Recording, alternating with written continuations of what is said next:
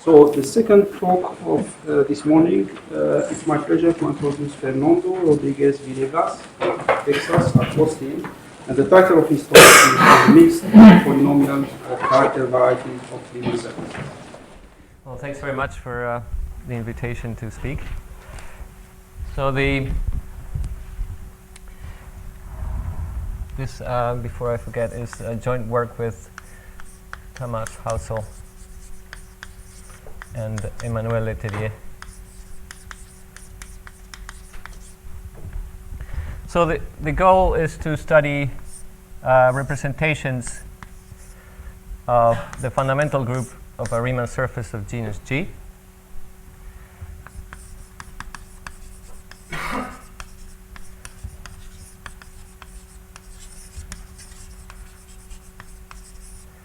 So we want to study representations into GLN.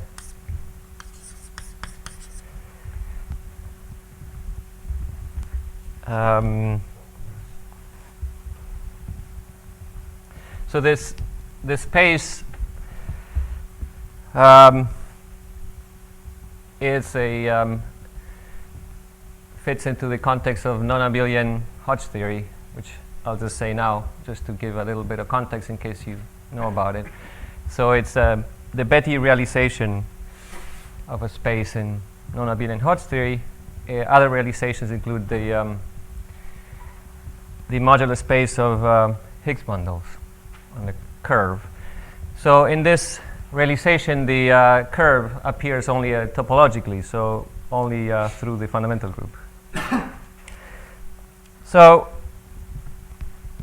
what we'd like to do is say something about this geometry. So to be precise, what we consider is the following in general. So maps homomorphisms into GLN.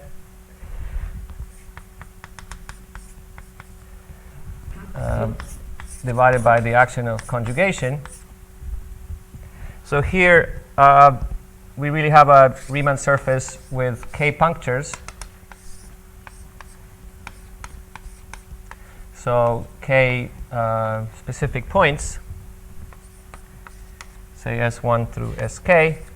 And we would like the maps to send a small loop around each puncture to a prefixed conjugacy class in GLN.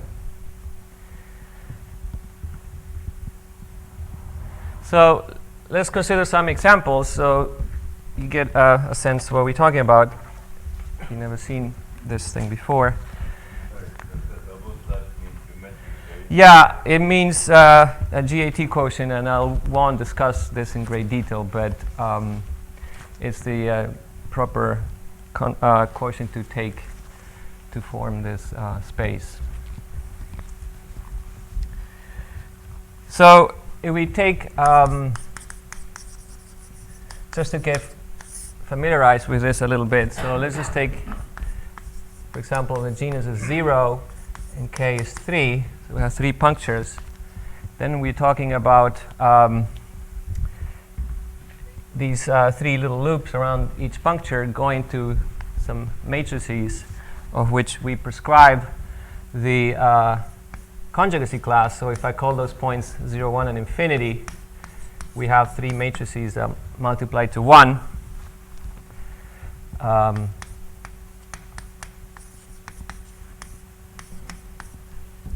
And where we actually, so we prescribe what conjugacy class they lie in.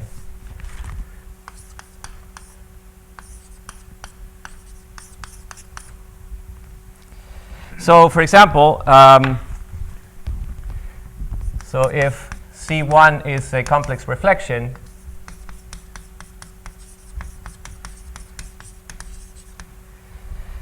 that means that it fixes a codimension 1 subspace.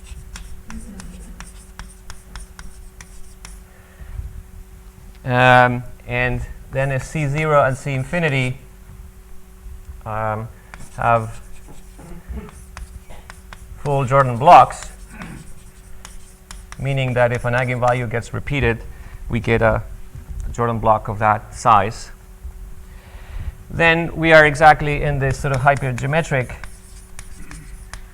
situation, going back to Riemann. And this, in this case, the space is a point. So this is what Katz calls a rigid situation. If the Z0 and Z infinity don't have this feature, then the space is empty. So one of the issues is, for example, to determine when the spaces are empty. And that's what's called the Deligne-Simpson problem. One of the things we would like to answer, for example, is the corresponding space connected? For example, if you know its dimension 0, does it correspond to just one point? I didn't understand the last bit of your last sentences. You said when is that empty? Under what? Well, if I take a C1 to be a complex reflection, but C0 and C infinity do not fit, yeah, then the variety is empty.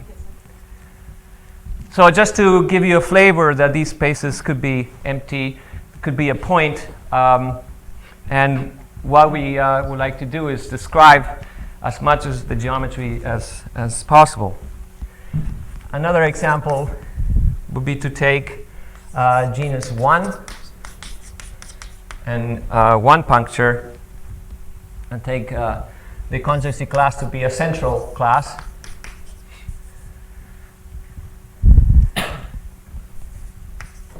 Say that is some complex, non-zero complex number.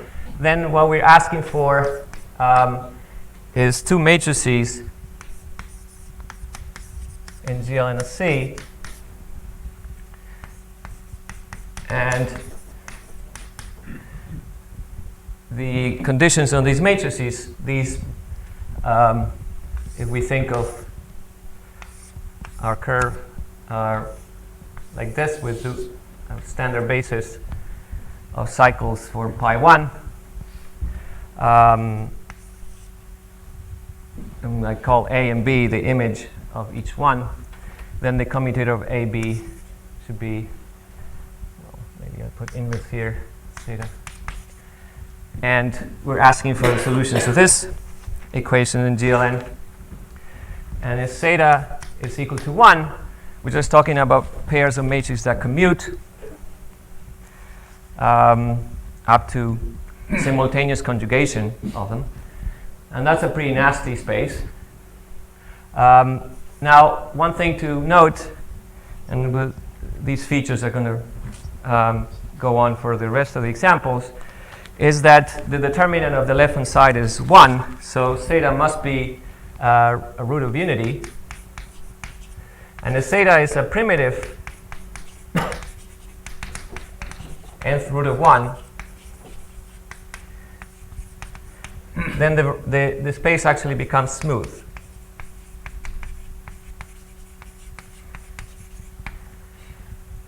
And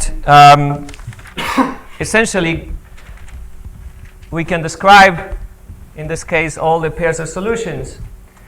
It's essentially the Stone von Neumann theorem that the only solutions up to conjugacy are indexed by two complex numbers, alpha and beta.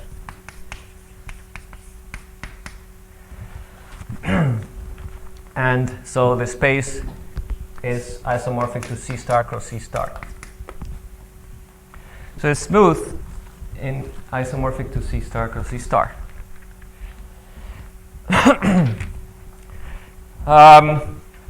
So this feature is something that we would like to impose. I think in number theory, I guess we will call that adding some level structure. So we go from a nasty space with theta equals to 1 to a smooth space by imposing this in this case, does one condition at a puncture. So it seems quite hard to say something very general about any such instance. So I'm going to concentrate on something along these lines by rigidifying or maybe giving a something more constraints into the space so that we can say something. So how do we put sort of level structure into this in general? We're going to consider, rather than completely arbitrary conjugacy classes, we're going to consider generic conjugacy classes. And in fact, they will correspond, I'm only going to talk about the semi-simple case. So that is to say, the CIs, I'm going to take them to be Jordan form certain eigenvalues. So it's diagonal were certain eigenvalues.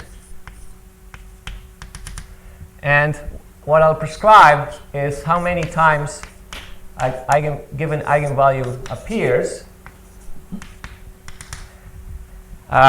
So the data for this would be a partition of the number n, which tells us the multiplicity of the eigenvalues.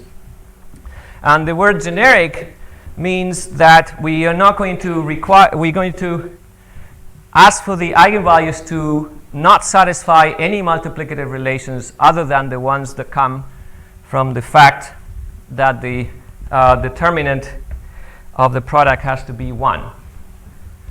So I'll explain this a little better in just a second. But there's only one condition among these eigenvalues, which is that the product of all determinants must be 1.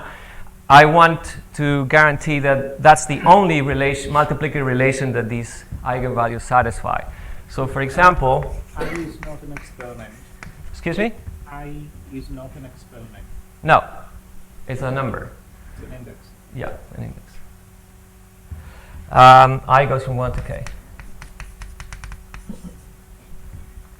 So for example, if we just have one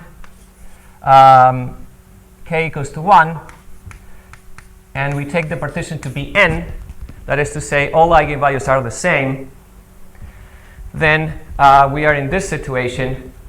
We have a central class, and generic will mean that the root of unity, which is the condition that the determinant be 1, is the primitive nth root of unity. So any other root of unity will have some shorter product that would be 1. So that's the meaning of generic. And this genericity will have this effect of making the variety smooth, for one thing.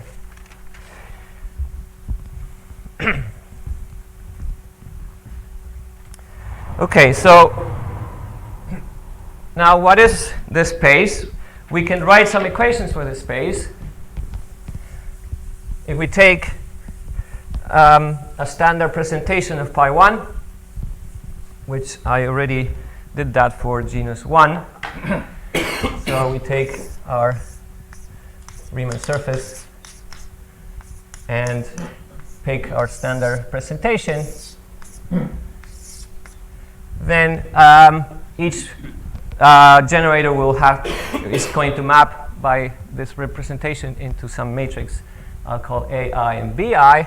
And then there's only one relation that all of these matrices must satisfy, which is that the product commutators of the A's and the B's together with the product of the X's, which is where the little loops map to, have to multiply to 1. So here the Xi belong to our prescribed conjugacy class. So we start with a collection of k fixed conjugacy classes, and then at least before we do the quotient, this is the equation that we should solve. This equation, of course, taking place in GLN. So these are each letter involves n square variables. So if you just think of massively expanding this out, this will be an enormous collection of equations which will have integer coefficients, and that actually gives us an affine variety. And I'll skip the delicate issue exactly what happens with the quotient. But so what we're talking about then is a affine variety. And what we would like to do is say, as I said, something about its geometry. And the technique that we use is a well-tried and nice technique of counting points of this variety over finite fields. Okay, so I will describe what we obtained so far, and I'll hopefully later tell you a bit of how the proof goes. But there's okay, so the first issue is that with C1 and CK generic and semi-simple classes as we have here, I'm going to denote this variety by any such choice. I'm going to denote it by M mu hat. Unfortunately, the notation becomes heavy very quickly, so I'll try to keep it at a minimum, but it's somewhat unavoidable if I want to say exactly how things are. So this is a collection of k partitions of n. And to repeat, the partition is telling us the multiplicity of the eigenvalues at each puncture. And we take any choice of generic eigenvalues. We can show that there, for any mu hat, there is a choice of generic eigenvalues. We denote the corresponding variety by M mu hat. So the first fact is that with this setup, then M mu hat is actually a smooth affine variety. And I didn't quite explain why, but I showed you in the second example in the genus 1 case that's already happened there. And that's a good start to get the geometry more or less under control. Now, if you have been thinking about what I said was the technique to use, which is to count points over finite fields, you must be wondering what is it that we expect to get out of this, because the variety not being projective, as a general rule, if you manage to count the number of points of a variety with a finite field, it's unclear what you're going to get out of it. But there is a saving grace, which is that this variety happens to be polynomial count. So what it means is that the number of points of this variety over an arbitrary finite field is a universal polynomial evaluated at the size of the field. Or to say it in a more colloquial way, the number of points is a polynomial in Q. Under this assumption. Under these assumptions. But I suspect it's actually true in general, I would say. For any, if you fix any conjugate. Okay, let me not be too bold. It's certainly a polynomial count in this context. Now that is actually a very, very useful fact. Primes, or do you accept exceptional primes? Well, we have. Sorry, what was the question? You mean, do you say that all? Well, we have to avoid some primes. For example, primes dividing n factorial, I think, is what we need to avoid to guarantee that things work sort of uniformly. But it's enough for the purpose of what we want. It's enough to have an infinite number of powers of q's for which. But you don't claim like constant. I don't. Is life that for all primes. No, I don't claim that. No. Okay, so now what are we going to get from some description of the number of points of this variety over a finite field? Again, if you're familiar with the way this technique works for smooth projective varieties, is what you would expect to be able to get, at least, is the Betti numbers of your variety out of the degrees of the various factors of the zeta function.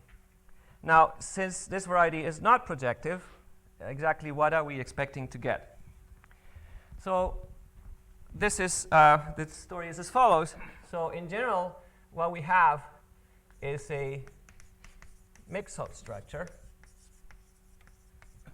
And I won't dwell into this very much, but just to say that what this variety or any variety has is a triple index collection of numbers. HC stands for compact support, IJK. And so K will stand for looking at HK of the variety, and IJ are, well, usually written as P and Q, the Hodge associated to the Hodge decomposition, but as opposed to the general picture where if the variety is compact and smooth, that I plus J is equal to K, here I plus J are a priori arbitrary. But so what I want to only say is that this variety has a triple index set of non-negative numbers, and what we will be able to say is something about these. So in general, it's quite hard to say something about the full triple index set of numbers. There is a easier collection which goes by the name of the E polynomial. Polynomial just is sort of a placeholder for certain numbers, the numbers being these. So you fix I and j, and you take this alternated sum of hi, j, k over all k. So this E is supposed to stand for Euler, and if you like, this is a refined version of the Euler characteristic, where we take an alternated sum over all the cohomology groups, but we fix the I and the j p's. So the E polynomial is, as I said, just a placeholder for these numbers. And this E polynomial of a variety behaves well with respect to fibrations and also for respect to sort of disjoint unions. So in a very precise respect, it really behaves like counting. So if you take a variety and take out a closed subvariety, then this E gives you is the sum of the two pieces. And so more precisely, I mean, this has a very concrete expression of this fact, of the fact that Euler characteristics are like counting. And this is a theorem that Nick Katz proved in our joint paper with Tomas, though parts of it or some form of it goes back to other people, and which is the following. Suppose we have X, a variety, and it could be very general, which is polynomial count. And I could give a very precise meaning for what that is, but I think you get a sense of it, that basically for primes away from some finite set of characteristics, the size of the number of points of this variety over that finite field is a fixed polynomial of the size of the field. So if we have such a thing, and let's say that n is our polynomial, which a priori has complex coefficients, but it turns out to be that it must have actually integer coefficients, then n is the polynomial that does the counting. So n of q is the size of x over a finite field FQ with, as I said, possibly some accepted characteristics. Then, so if we have this, then the E polynomial of x is the polynomial n evaluated x times y. So that is to say that the EIJ is 0 if I is not equal to j, and EII is equal to, well, maybe I'll call it NI, the coefficient, the ith coefficient of the counting polynomial. So this is quite nice because, as I said, if you have a completely arbitrary variety you know very little about, and somehow somebody hands to you, oh, this is how many points it has over all finite fields, it's kind of hard to know exactly what you're going to get out of that. But if the variety happens to be polynomial count, this is giving us something, not the full triple index sequence, but certain combinations of them. Is that a question? Variety. So the starting variety is over what? Well, actually, it could be over C. You could just Something of definition. well, it's defined over C, but it's defined over a finally generated ring, and then you can just map it to any. Suppose to any map of that finite ring into a finite field. This is true. Suppose there is a finally generated ring over which you can do a spreading out of this x such that for every map of that into a finite field, the answer comes out to be n of the size of the field. If that happens, then you could deduce this. Yeah. Just as a reality check, so if x happened to be smooth and proper, does this reduce to the fact that the Hodge dot? Yes, thank you. Yeah, because let's see what happens. If the variety is smooth and proper, then I plus j must be k. Otherwise, the numbers are 0. And so here we're not going to be losing anything. We're going to recover the E k over 2 is the Betti number. And so this is, in that case, the Poincaré polynomial. In other words, the let's see now my indices. My k coefficient is the Betti number 2k, and the Betti number 2k plus 1 is 0. And all the Hodge and all the cohomology is in type PP. Right? Yes. It's pure that's why it's in coefficients. Yeah. Well, that already is. Well, no, we don't know. Whatever this alternating sum is, but in that case, the alternating sum is actually the right thing. Anyway. Right. So that means that if you have a variety of which you somehow can handle, if this polynomial count, then somehow you can give some reasonably useful form of the number of points, then you are made some progress in saying something about its geometry. Let's put it that way. I have to say, just on historical grounds, when we started doing this with Tamás, we actually didn't know the variety was polynomial count. So it could have been a complete dead end if we found some expression for the number of points involving more complicated things than polynomials. Okay, now, so what is it that we can prove? Oh, sorry, before Yes. you said just about this theorem. Is this very complicated? I don't think so, no. But it does use some heavy-duty theorem in the meantime. I mean, I'm not an expert on the subtleties of what this involves, but certainly it's not a long proof. It does use a theorem, a big theorem somewhere. Well, I can show you I don't want to say something off, so I'll keep it at that. Okay, so what is it that we can prove then? M mu hat, with the notation we introduced, is polynomial count.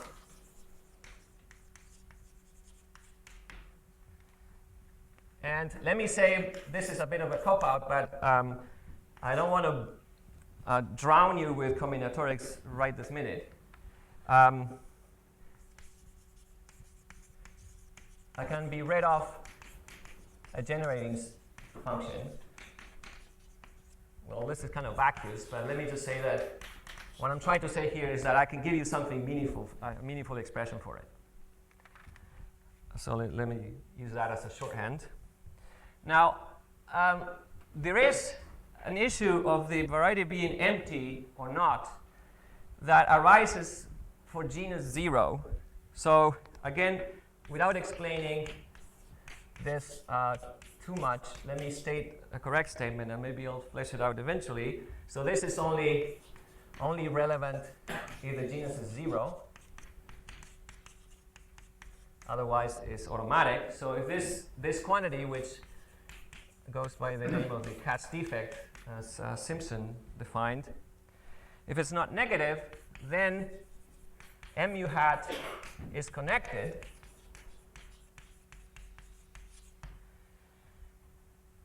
And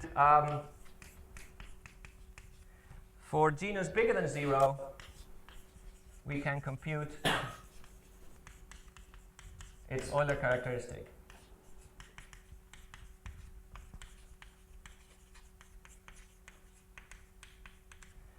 And then, just to give you a sense of this, if you have a genus, arbitrary genus, positive genus, and one puncture, and this central case with the primitive nth root of unity, then I forgot to say something.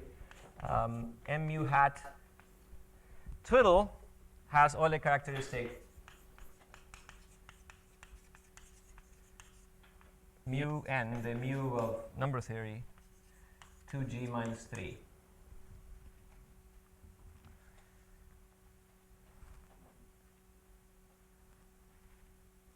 I think this better be genus bigger than 1. So the equation is still up there. That is, I'm not going to elaborate on that too much, but just to give you a sense that we can actually deduce things from our calculation. If you look back at this equation that defined the variety, you can scale all the a's and the b's by arbitrary scalars. Since they are in the center, they're going to be gone in the commutator. So c star to the 2g acts on this space, and the twiddle is the quotient by the action of c star to the 2g. The Euler characteristic of the original mu hat is as 0. So again, this is just to give you a sense that we can actually deduce something concrete out of our calculation.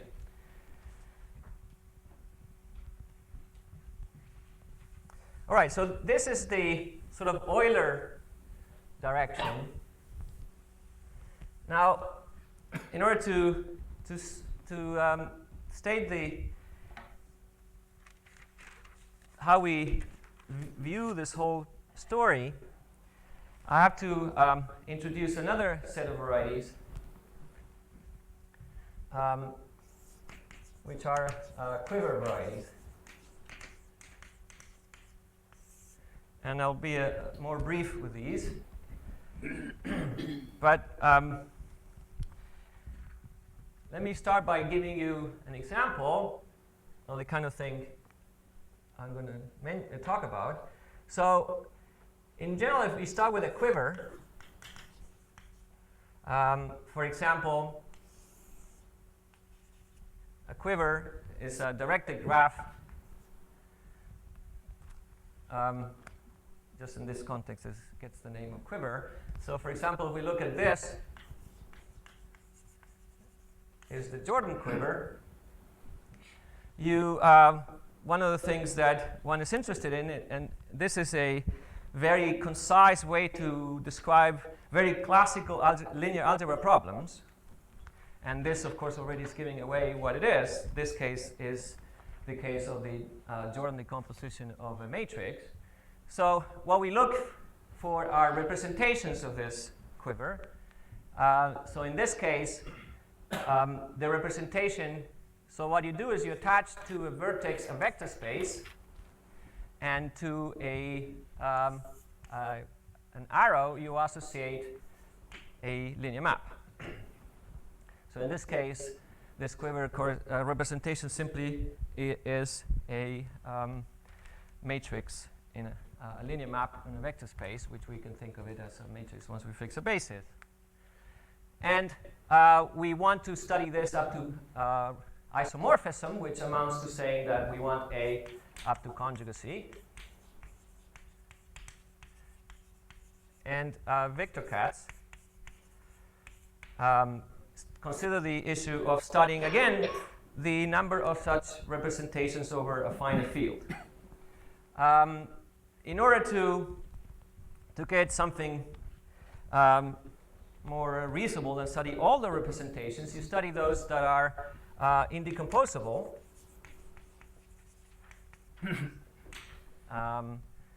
Basically cannot be broken up into direct sums.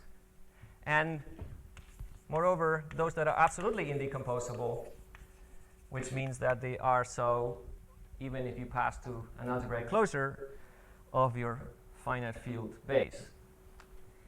So to give an example of this, what would be an indecomposable representation? Well, the indecomposable pieces are the Jordan blocks of a matrix. But if you stay on a ground field, you can have Jordan blocks that are conjugate to each other. You cannot break that up in the ground field. But if you go up, they will break up. So the only possible way to have an absolutely indecomposable representation is to have the matrix which has a full Jordan block or some eigenvalue. And so if this is size n by n, there's a Katz defines the A polynomial of the quiver to be, well, as it turns out, again, a polynomial that counts the number of absolutely indecomposable representations of the quiver. In this case, the answer is just q, because there's only q eigenvalues that you can get. All right, so that's a different set of counting issues. But you can associate with this the same data that we have. We can associate to this a quiver variety. And you can give equations for it, which are none other than an additive version of the same equation that we have for the character variety. What we do now is fix some coadjoint orbits on the matrices, and again we specify the multiplicity of the eigenvalues, and here the GCD of all the entries of these partitions must be 1. So it's called the indivisible case, for it to be able to have generic coadjoint orbits. Why do you say coadjoint orbits? Sorry? Why do you say coadjoint orbits? These are in the Lie algebra. Yeah, adjoint orbits, sorry.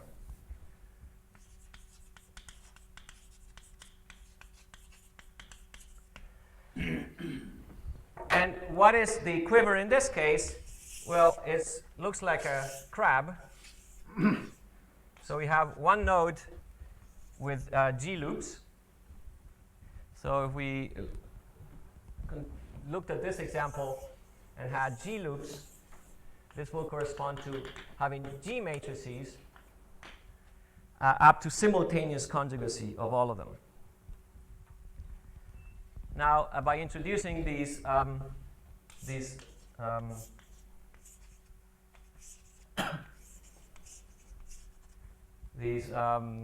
adjoint orbits, what that amounts to is to putting legs sticking out of the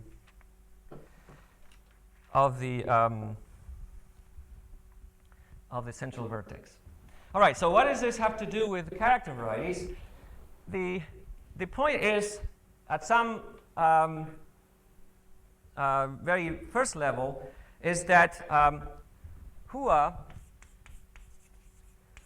gave an expression for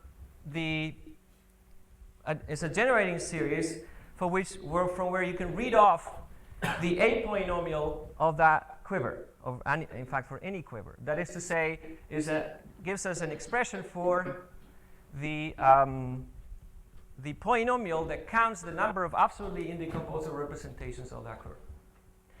And if you put our generating function with Hua's together, you see that, in fact, they're very, very similar.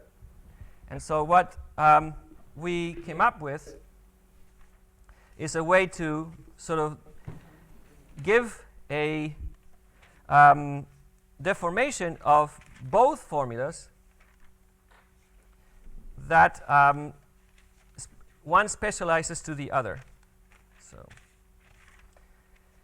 I'm afraid that I quickly will become more and more technical. It's hard to describe this in very simple terms. So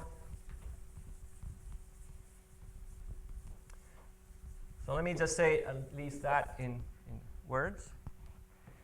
So we found a sort of common deformation of the generating functions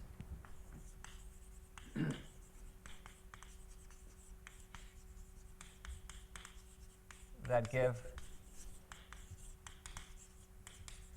the E polynomials of the character variety M mu hat and the quiver variety Q mu hat. And Q mu hat is actually has a pure mixed-Hodge structure. And so what we speculate is that this common deformation of both formulas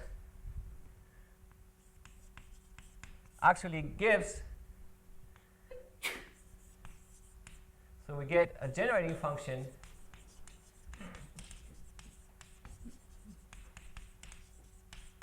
for the full mixed Hodge polynomial. So it's just a placeholder for the triple index sequence of numbers h, I, j, k of mu hat. And this this has two specializations that we can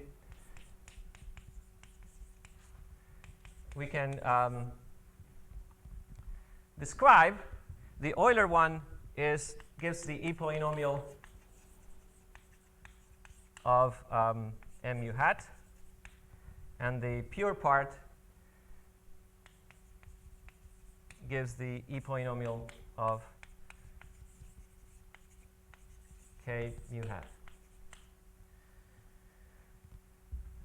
And so what we speculate is that this is a reflection of a geometrical fact that basically the pure part, which is to say the pure part is to say ij k, where I plus j is equal to k. So just isolate of the mixed structure the part that the indices I, j add up to k, which is the only thing there will be if the variety was proper and smooth. And that part corresponds precisely to the E polynomial of this quiver variety. And so the speculation is that this is a reflection of a geometrical fact of which as yet don't have a very clear understanding as to how it works. Okay, now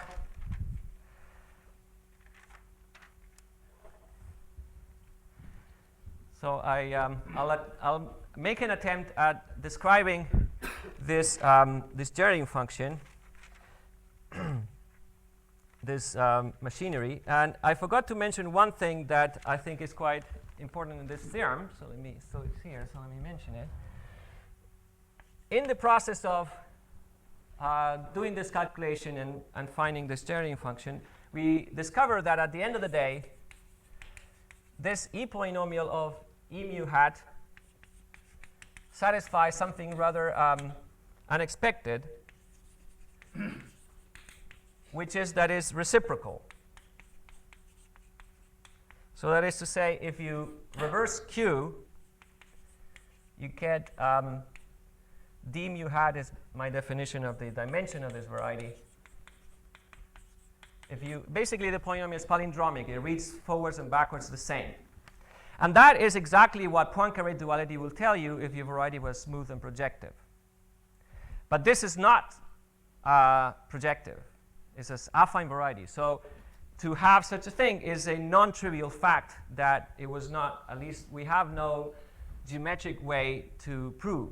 It is a consequence of the calculation. The E polynomial has two variables. Yes, I'm sorry, but I already made a contraction because the theorem of Katz tells us that the only I pieces are non-zero. So I contracted that and I called x times y to the I. I'm calling it q to the I. So this is so you could write n there instead of e. Yeah, if you like, I could write n, the accounting polynomial. Exactly. Does it mean that this variety has a very interesting, has a compactification of some very special type?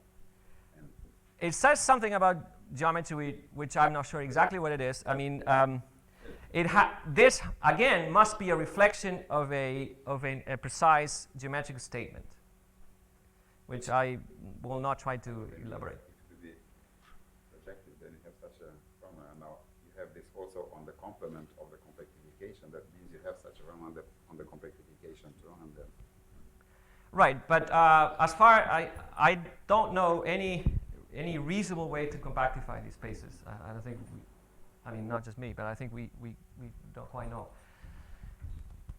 Okay, so that's more or less the story of what we can prove and what we conjecture is going on.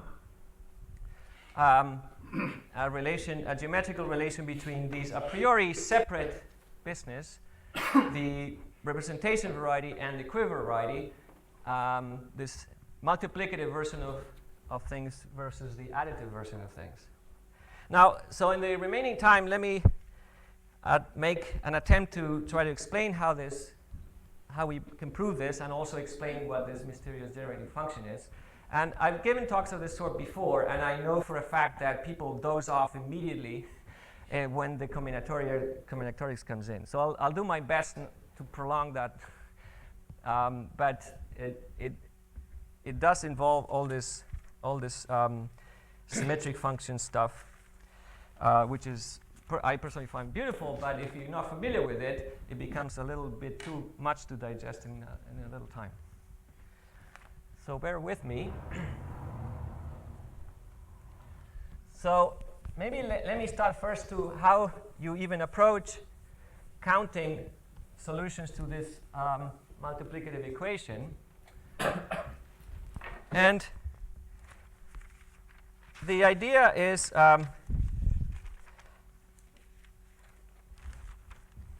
fairly, at the beginning, fairly straightforward. What we have is a equation in a group that we're trying to solve. So one thing that we can do is introduce a variable here and think of this as if you like, a fibration. So we fix a z. So now I'm going to change gears and I'm going to replace gln by an arbitrary finite group, G, which is what you will get if you look at the number of points of this variety over a finite field. You now replace gln of C by gln of FQ, which is a finite group. And we're going to exploit representation theory of that finite group. So now let's, for now, think of G as an arbitrary finite group. Fix a Z in your finite group. And let's count, let me call it n of Z, to be the number of solutions of this in our finite group G. That's a finite number. Now, as a function of Z in the group, this is a class function. If you conjugate Z, you just conjugate every variable. So we can decompose this in a Fourier expansion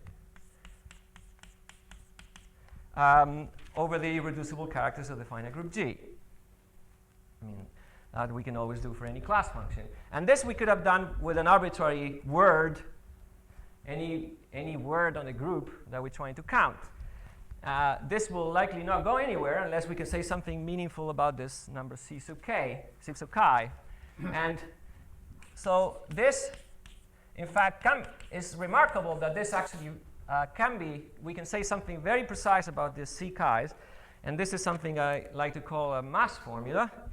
And usually I'll describe this as a formula that should have been due to Frobenius, but it isn't because he possibly never thought of considering it.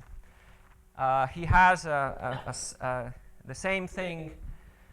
He does work out the case of a non-orientable surface, although I don't think he mentions the fact that it has a geometric underpinning in his paper on Schur, where he defines the Schur indicators.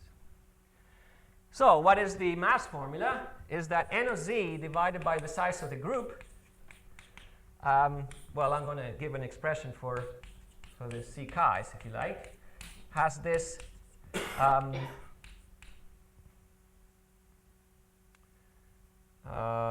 let's see, what do I want to do? Let me just give it as follows. No, that's not what I want to do. Sorry. Let me do the right thing. It's a formula like this. So basically what I'm saying is that these c chi's, which a priori could have been very complicated expressions, turn out to be just this, this fact. And this can be thought of as a sort of a topological quantum field theory. So we can think of this as an instance of the Verlinde formula. Or regardless, I mean, it's something you can give your beginning graduate students to prove in a course in representation theory. So you see that if we want to go this route, we'll need to understand the character theory of our finite group pretty well in order to proceed further. And that's where we are with our case, where G is GLN of FQ. We need the whole, well, at least quite a bit of the machinery of representation theory of finite groups of Lie type in order to proceed from this stage on and to get something meaningful. So, but which solutions you consider to be equivalent? well, yeah, you're right. I mean, I'm not doing any quotient yet, so I'm forgetting the quotient, which I'll deal with at the very end. And what happens is that with this rigidification with the partitions, the action is actually free. So at the end of the day, all we do is take this quantity divided by the order of the group. So that's part of the miracle of adding these punctures in a generic way, that the quotient, counting in the quotient becomes very easy. So yeah, I already did that step. And all right. Yeah. K here is at least 1, or do you allow k equals 0? K equals 0 is fine. Yeah. Also, Z is central. Oh, I never said anything about K, did I? Sorry, excuse me. I'm writing the thing with K equal to 0. So there's some stuff here. These is the size of C, chi of C, chi 1. These are functions attached to the conjugacy class. And so what is the product is supposed to be central, a scalar in GLN, or? No, this is for an arbitrary finite group. It's a finite. Yeah, an arbitrary finite group. So Z is any element? Any element, yeah. But you said that this is a class max. It is a class function, so it only matters conjugacy classes of Z. It's the same if you change Z by a conjugate of it. I mean, because if you conjugate Z, you just might as well conjugate everybody here, and you get a bijection. Okay, so now if I want to do this, I have to write the whole thing. We'll see how meaningful this might be. But just to give you maybe a flavor of what this generating function is. So we define this omega, which is massive monster And perhaps the one point I want to emphasize is that it involves the Macdonald polynomials of combinatorics, which are not polynomials at all, but they are symmetric functions in infinitely many variables, the x's, and have two other free parameters, which I'm going to call them z and w. Q and t are the standard names for them, but q and t means other things for us. So these polynomials, these symmetric functions were discovered by Macdonald maybe the 80s. I mean, they're not that old, and they have increasingly been playing a fundamental role in lots of different questions. And to our surprise, they actually appeared here as well.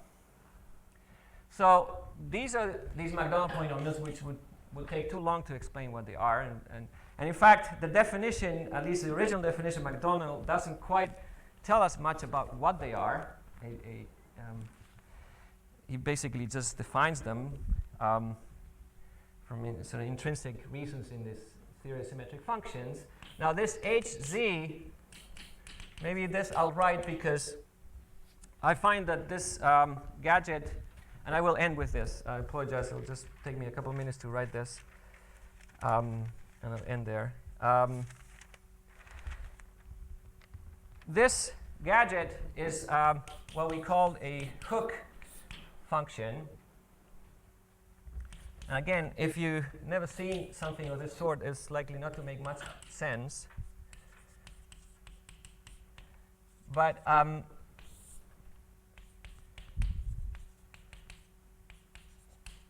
it's something that looks, if you looked at it sideways, it looks like the zeta function of the curve. It has an h part, h1 part, and an h0 part, and an h2 part, although that's complete. I don't mean to say that in any precise form. What are these A's and L's? So a partition, you can describe it as a diagram like this. And for each box in the diagram, you look at its hook, which is going all the way to the right and all the way down. And the A and the L are the lengths of the arm and the leg of the hook. So you take the product over all boxes in the partition, and you get this monster rational function. This is a sum of partitions of what, any size? Or Any size. So the thing is that in order to write the generating function, you look at all n's at the same time. And in fact, all n's and all mu hats at the same time.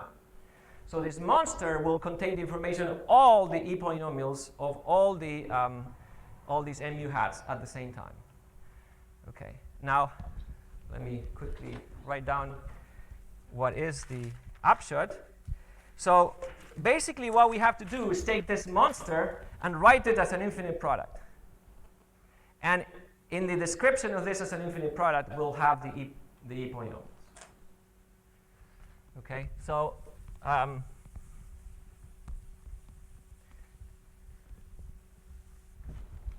so let me finish by stating the precise form. The way to convert this into an infinite product is to use something called a platistic logarithm. And so take the platistic logarithm of this monster, and it will be a sum of symmetric functions. And if you isolate the m mu hat coefficient, m mu hat being the monomial symmetric functions, we get something h mu hat of zw, which we conjecture is a polynomial in z and w. That already is not trivial, and we don't actually have a proof, because this thing that we're putting in is a rational function. Somehow when you take this capital log, miraculously the thing ends up being a polynomial. And what we claim is that this polynomial is the Hodge polynomial, mixed Hodge polynomial of mu hat.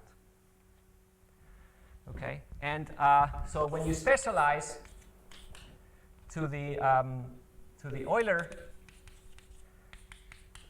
this is something we proved. The specialization is the E polynomial of mu hat, and when you specialize this,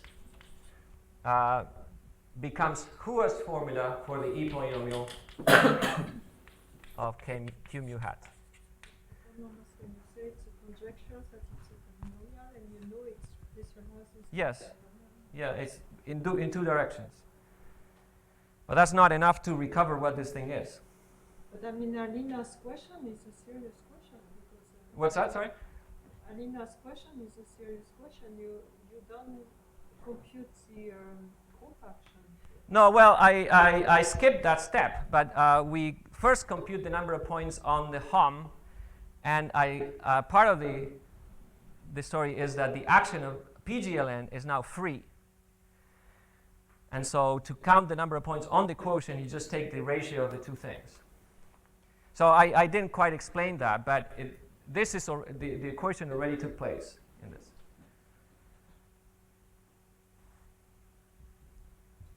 All right, so just to end, then this defines, so think of this as a way to express omega as an infinite product. From that infinite product, in the exponents of the infinite product, we read off these, we claim polynomials, and those polynomials, we expect them to be the mixed Hodge polynomials of mu hat, of which we know these two specializations that go to the character E polynomial of the character variety or the E polynomial of the quiver variety. I'll stop here. Thank you.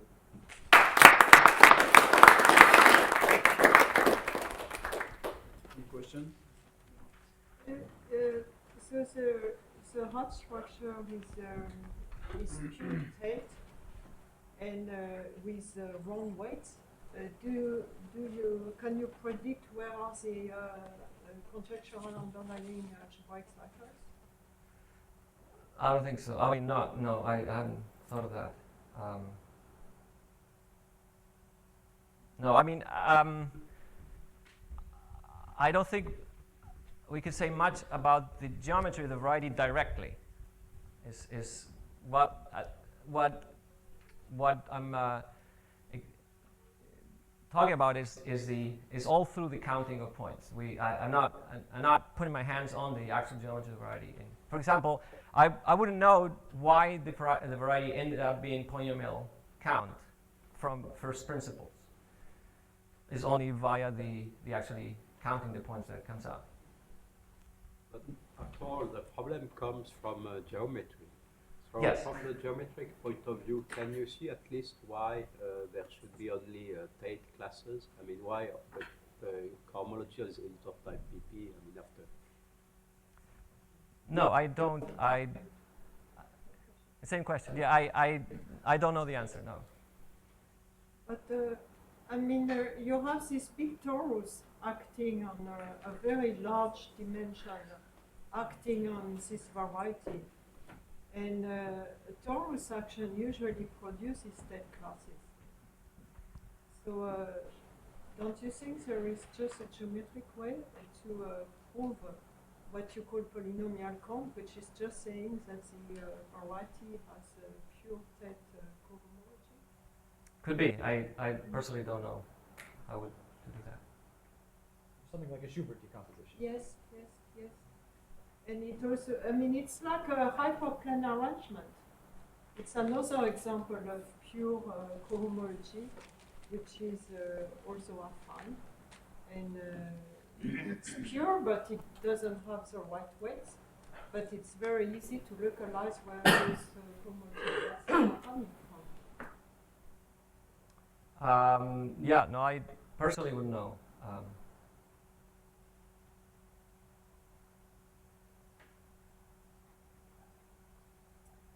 Just a slight remark, there is a really big theory about solutions of equations of this like commutator type in free groups. It's really whole theory related to Tarski problem and so on.